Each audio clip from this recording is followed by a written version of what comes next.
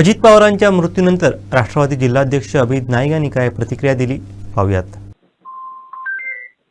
पवार हे आमच्या आधारावर होते.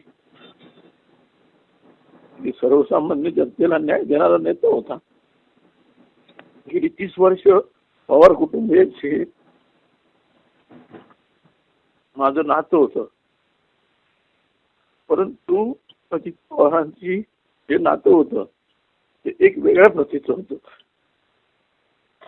तेव्हाही त्यांना त्यांचा पर्सनल नंबर मला त्यांनी दिला होता.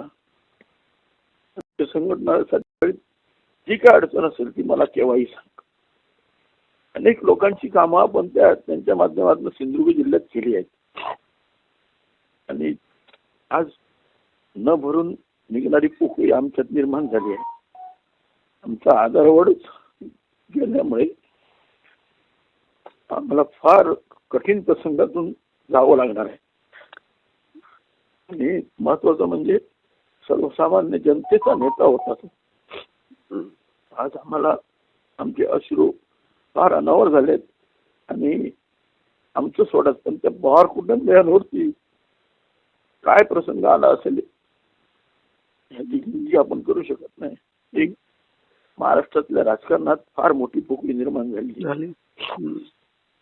आठवणी म्हणजे तुम्हाला एक सांगतो की सिंधुदुर्गात काय घडलं. पहिला फोन ते करायचे.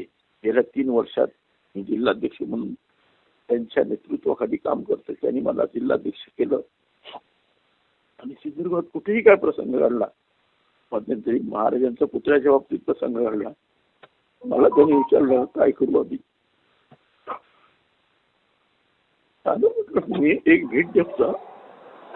माझ्या एका शब्दाला त्यांनी येऊन राजकोट किल्ल्यावरती भेट देऊ. मी स्वतः गाडी चालवून त्यांना मी विमानतळावरून तिथे घेऊन गेलो. अशा अनेक आठवणी आहेत सिंधुदुर्ग.